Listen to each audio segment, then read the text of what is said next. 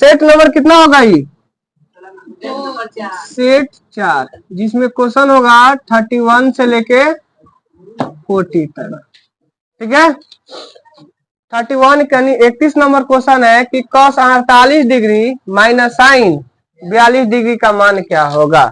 Option दिया 1, 2, 3 और 0। तो हम क्या करें, कितना होगा 1। चलो ट्राई करते हैं, देखो क्या करते हैं।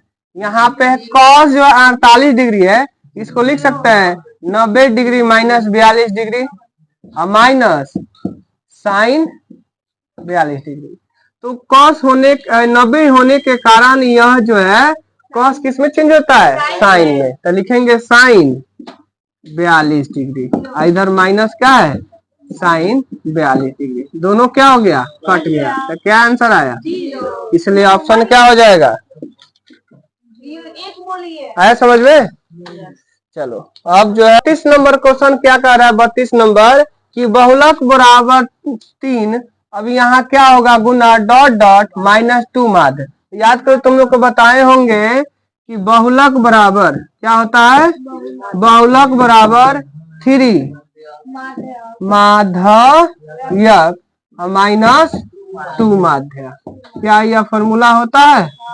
अब इससे एग्जाम में क्या देगा, बहुलक और माध्य दे देगा और माध्यक तुमसे पूछ देगा। इसको टेक्निक क्या है कि बहुलक बराबर माध्यक में क्या है, ज्यादा से ज्यादा शब्द है, ठीक है, मतलब बड़ा शब्द है तो इसलिए बड़ा वैल्यू।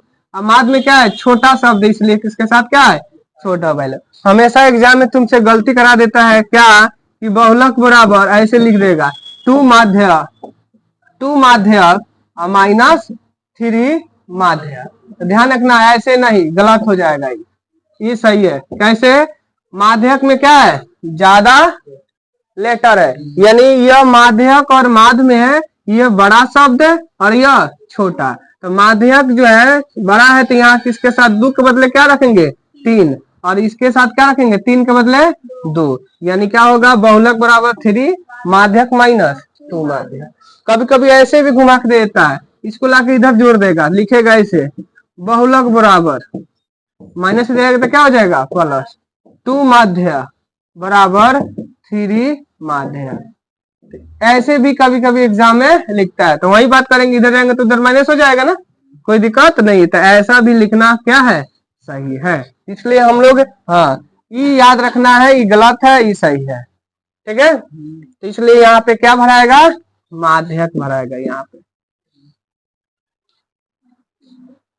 देखो अब 33 नंबर कह रहा है कि किसी बिंदु की y अक्ष से दूरी, तुम लोग याद करो बता चुके होंगे, दूरी गलती लिखा है, y अक्ष से दूरी उस बिंदु का डैश कहलाती है। जब y अक्ष की बात करें किसी बिंदु से तो y को ऐसे हम क्या कहते हैं, y को कहा जाता है कोटि। क्या कहा जाता है, x को क्या कहता है भुज। यानी हम कोई भी निर्देशांक x को क्या लिखते हैं y, तो x को कहा जाता है भुज और y को कोटि कहा जाता है। करेक्ट, कोई दिक्कत नहीं है। अब तुमसे पूछा है कि किसी बिंदु से y अक्ष की दूरी, ये जो y होता है इससे किसी बिंदु की दूरी क्या होता है, नीचे मिलाएंगे तो क्या नीचे x ना वैल्यू होगा, इसलिए इसमें जहां कहेगा किसी बिंदु से y अक्ष की दूरी, बहुत बार रिपीट कर चुके हैं, तो y अक्ष कहेगा किसी बिंदु की दूरी तो हम x का मान निकलेंगे, x का किसे कहते हैं भुज कहते हैं। और जैसे यहाँ y अक्ष लिखेगा तो क्या कहेंगे कोटि कहेंगे, ठीक है। तो यहाँ पे क्या कहलाएगा भुज कहलाएगा, यानी बी नंबर ऑप्शन होगा, कोई दिक्कत।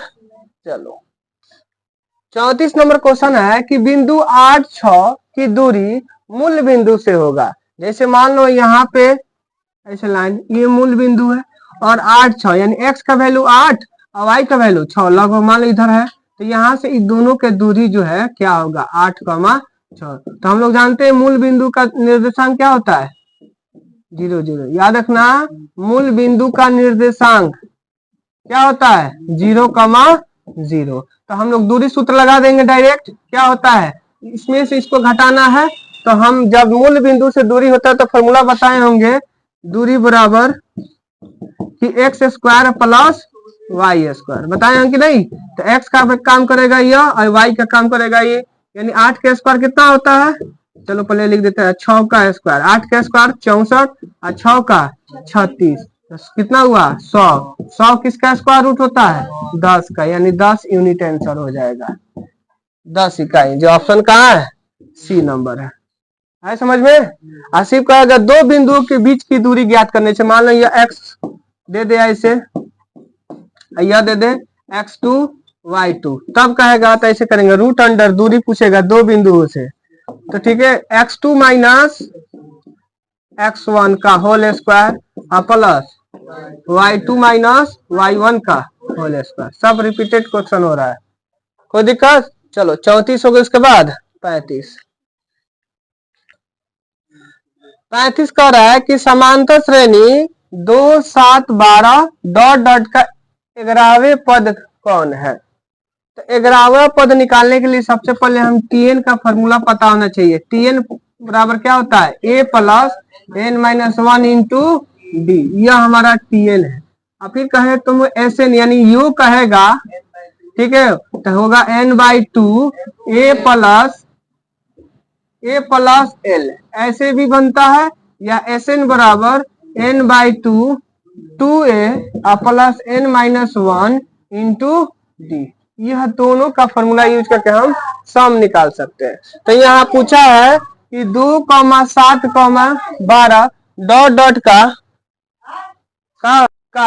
11वें पद क्या होगा। 11वां पद लिखने के लिए सबसे पहले a का काम करेगा 2, कॉमन डिफरेंट डी, 7 में से 2 घटा देंगे तो कितना होगा 5, और हमसे n का वैल्यू 11 है, तो यानी t11 पूछा है, तो a plus 11 minus 1 into D करेंगे, a का वैल्यू कितना 2, यह 11 में से 1 गया 10, और d का वैल्यू कितना 5, यानी 2 और 10 बचे 50, दोनों जोड़ेंगे तो कितना हो जाएगा 52। जो ऑप्शन नंबर कहाँ है डी दिखाई दे रहा है, बी भी है। हाँ चलो ऑप्शन दो को हो गया, ऑप्शन बी भी है, ठीक है, तो ये एक ऑप्शन गलत है, ठीक, कोई एक ऑप्शन होगा। 36 नंबर क्वेश्चन है कि यदि एक त्रिभुज के एक कोण की समद्विभाजक रेखा त्रिभुज की क्या है माध्यिका हो तो वह त्रिभुज कैसी होगी। जैसे पहले एक त्रिभुज है, तो यदि एक त्रिभुज के एक कोण की समद्विभाजक, समद्विभाजक का मतलब किसी एक कोण को क्या कर दे समद्विभाजक कर दे, यानी कोण क्या हो जाए बराबर हो जाए, तो यह दोनों त्रिभुज, यह त्रिभुज ए यह त्रिभुज बी कैसा होगा यह हमको बताना है, ठीक है। तो जब यह कोण, हाँ बता रहे हैं क्या होगा, जब यह कोण बराबर हो जाएगा इस दूसरे कोण के बराबर, ठीक है, तो यह कोण दूसरे कोण के क्या हो जाएगा बराबर हो गया, तो सामने वाला कोण जो है यानी सामने वाले इसकी भुजा जो आपस में क्या हो जाएगा बराबर, तो दोनों त्रिभुज में यह कोण बराबर भुजा बराबर हो गया, आइए ये भुजा बराबर हो गया, तो जिस त्रिभुज में दो भुजा क्या हो बराबर हो तो वह कौन त्रिभुज होता है, दो भुजा क्या हो बराबर हो तो वह कौन होता है, यह और यह बराबर है, यह दोनों आपस में बराबर है, यह डिफरेंट हो तो कोई दिक्कत नहीं, तो उसे क्या होगा समद्विबाहु, क्या नाम है समद्विबाहु त्रिभुज कहलाता है, क्या होता है, तो यह ऑप्शन हो जाएगा बी। तो हाँ उसके बाद एक और कंसेप्ट समझो कि यह एक त्रिभुज है, ठीक है, और इस त्रिभुज में कोई माध्यिका इसे खींच दिया जाए और ये कोण इस कोण के बराबर है, ठीक है, यह माध्यिका नहीं सिर्फ सिंपल कोई एक त्रिभुज है, यह कोण इस कोण के बराबर, जैसे x या आइयो x के बराबर हो, तो इसके सामने वाली जो भुजा होगा इसके सामने वाली भुजा होगा आपस में क्या होंगे बराबर होते हैं, तो इस त्रिभुज को भी कह सकते हैं क्या समद्विबाहु त्रिभुज, क्या समद्विबाहु त्रिभुज। फिर से किसी त्रिभुज के दो कोण आपस में बराबर हो तो उसके सामने के जो कोण होगा आपस में क्या होता है बराबर होते हैं, इसके कारण यह त्रिभुज क्या होता है समद्विबाहु त्रिभुज होता है, करेक्ट। चलो तो 36 हो गया, उसके बाद कितना नंबर 37 नंबर।